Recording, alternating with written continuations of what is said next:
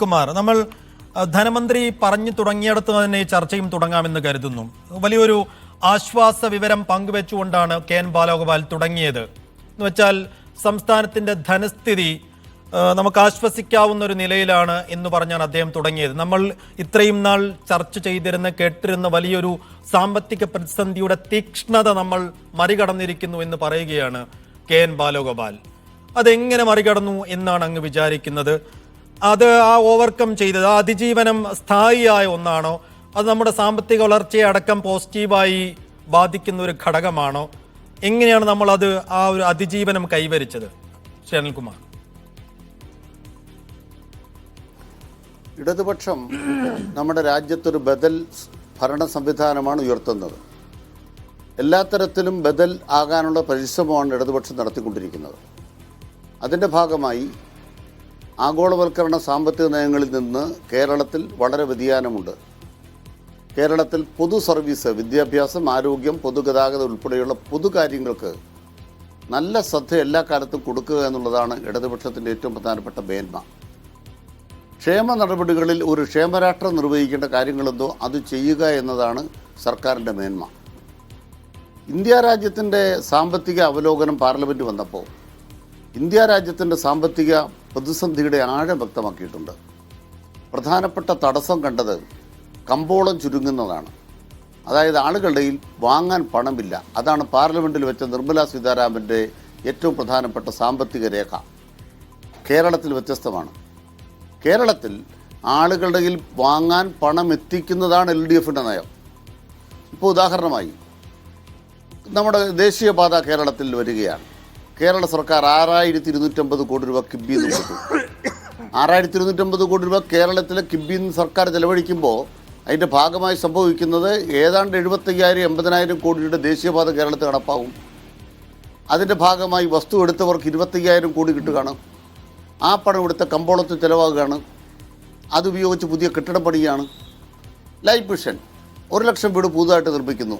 ഇപ്പോൾ അത് 5,4 ലക്ഷം വീടായിട്ട് പണി തീരുന്നു. ഈ വീടുകൾ നിർമ്മിക്കുമ്പോൾ ആളുകൾക്ക് തൊഴിലും വരുമാനവും വരികയാണ്. ഇതിൻ്റെ ഫലമായി ഇന്ന് ഇന്ത്യ രാജ്യത്തെ ഏറ്റവും കൂടുതൽ നികുതി വളർച്ചയുള്ള സ്റ്റേറ്റ് കേരളമാണ്. എങ്ങനെ കേരളം മറികടന്നു? കേന്ദ്ര സർക്കാർ നമുക്ക് അർഹതപ്പെട്ടത് തരുന്നില്ല എന്നുള്ളത് ഇന്നും യാഥാർത്ഥ്യമാണ്. പക്ഷേ കേരളത്തിന് നികുതി വളർച്ചയുണ്ട്. ആ നികുതി വളർച്ചയുടെ വലിപ്പമാണ് കേന്ദ്രം കേരളത്തിന് നൽകേണ്ടത് കുറഞ്ഞിട്ടും കേന്ദ്ര വിഹിതം കുറഞ്ഞിട്ടും നികുതി വളർച്ച വർദ്ധിച്ചു എന്നുള്ളത് കൊണ്ടാണ് അഭിമാന പുരസ്സരം.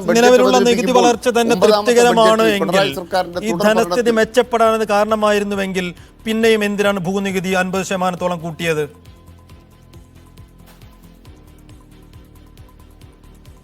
കേരളത്തിൽ നിലവിലുള്ള നികുതി വളർച്ച തൃപ്തികരമാണ് എന്ന് പറയുന്നത് ഇന്ത്യ രാജ്യത്തിൻ്റെ പൊതു സാഹചര്യം വെച്ചിട്ടാണ്. ഇന്ത്യ രാജ്യത്ത് കമ്പോളം ചുരുങ്ങുകയും കച്ചവടക്കാർക്ക് അവരുടെ സാധനങ്ങൾ വിറ്റഴിക്കാൻ പറ്റാതെ വരികയും ചെയ്തപ്പോൾ നരേന്ദ്രമോദി കണ്ട ഒറ്റമൂതി എന്താണ്? ഇൻകം ടാക്സ് വാങ്ങുന്ന ആളുകൾ, ഇൻകം ടാക്സ് കൊടുക്കേണ്ട ആളുകൾക്ക് 12 ലക്ഷം വരെ ടാക്സ് ഒഴിവാക്കി കൊടുത്തു. അവരോട് പറഞ്ഞു, നിങ്ങൾ കടയിൽ പോയി സാധനം വാങ്ങിക്കുമ്പോൾ ഇന്ത്യയുടെ കമ്പോളം വികസിക്കും. കമ്പോളം വികസിച്ചാൽ നമ്മുടെ ഇഷ്ടം പോലെ ഹോം അപ്ലയൻസും മറ്റു കാര്യങ്ങളും സുഖഭോഗ വസ്തുക്കളും ചിലവാകും. കേരള സർക്കാർ ഊന്നുന്നത് അതിനല്ല. കേരള സർക്കാർ ഊന്നുന്നത് ഏറ്റവും സാധാരണക്കാരനാണ്. അതുകൊണ്ടാണ് ഇന്ത്യയിലെ ഏറ്റവും വലിയ സാമൂഹ്യ സുരക്ഷാ പദ്ധതിയായ കേരളത്തിലെ പെൻഷൻ പദ്ധതി 1600 രൂപ വെച്ച് എല്ലാ വീട്ടിലും കൊടുക്കുന്നത്. അതടക്കം തകർക്കാൻ കേന്ദ്ര സർക്കാർ കടുത്ത ആക്രമണം നടത്തുകയും നമ്മുടെ നികുതിയെ, കേന്ദ്രത്തിൽ നിന്ന് ലഭിക്കേണ്ട നികുതി നമുക്ക് തരാതിരിക്കുകയും ചെയ്യുകയാണ്. അർഹതപ്പെട്ട വായ്പ എടുക്കാൻ സമ്മതിക്കുന്നില്ല. അപ്പോൾ തനത് വരുമാനം കണ്ടെത്താൻ ബാധ്യപ്പെടില്ലേ? അങ്ങനെ ബാധ്യപ്പെടുമ്പോൾ അധികം നികുതി എടുക്കാൻ കേരളത്തിന് സോഴ്സ് ഇല്ല. പ്രധാനമായിട്ടും GST ആണത് കേരളമല്ല തീരുമാനിക്കുന്നത്. അതിൻ്റെ വിഹിതം കൊണ്ട് കിട്ടുകയുള്ളൂ. പിന്നെ എവിടെ നിന്ന് നികുതി പിരിക്കാൻ പറ്റുന്നത്? നികുതി പിരിക്കാനുള്ള സാധ്യത സംസ്ഥാനങ്ങൾക്ക് തീരെ ഇല്ല. മാത്രമല്ല, ഇന്ത്യ രാജ്യത്തെ ഗവൺമെൻറ് പൊതുമേഖല വിൽക്കുന്നുണ്ട്. അവർക്ക് എല്ലാ കൊല്ലവും പൊതുമേഖല വിറ്റ് ലാഭം ഉണ്ടാക്കുകയാണ്. കേരളത്തിൽ പൊതുമേഖല വിൽക്കുകയല്ല, പൊതുമേഖലയ്ക്ക് ഇൻവെസ്റ്റ്മെൻറ്റ് നടത്തുകയാണ്. പിടിഞ്ഞത്തിന് 1000 കോടി കൊടുക്കുകയാണ്. 1000 കോടി കൊടുക്കുമ്പോൾ തുറമുഖം ഭാവിയിൽ കേരളത്തിൻ്റെതാകും. കേരളം പണം മുടക്കി. ഇപ്പോൾ അദാനി പോർട്സുകാർ ഒരു നിർമ്മിച്ച് നിശ്ചിത കാലം കഴിഞ്ഞാൽ കേരളത്തിന് കൈമാറി കിട്ടാൻ പോവാണ്. ഇങ്ങനെ പൊതുമേഖലാ സംരംഭങ്ങളെ ശക്തിപ്പെടുത്തിക്കൊണ്ട് കേരളം ബദലുണ്ടാക്കുക തന്നെയാണ്. അതിനാവശ്യമായിട്ടുള്ള ചെറിയ വർധനവ്, ഈ വർധനവ് വന്നാൽ പോലും ഇന്ത്യ രാജ്യത്ത് നികുതി പിരിക്കുന്ന കാര്യത്തിൽ കേരളം അതിൻ്റേതായ നിലവാരത്തിൽ എത്തിയിട്ടില്ല എന്നാണ് നീതി ആയോഗ് പലപ്പോഴും വിമർശിക്കുന്നത്. കേരളത്തെ സംബന്ധിച്ചിടത്തോളം പല പരിമിതികളുമുണ്ട്. അതുകൊണ്ട് ഒരു തരത്തിലും ഒഴിവാക്കാൻ പാടില്ലാത്ത വർധനവല്ലാതെ മറ്റൊരു വർധനവിലേക്ക് കേരള സർക്കാർ പോയിട്ടില്ല. ശ്രീ രാജു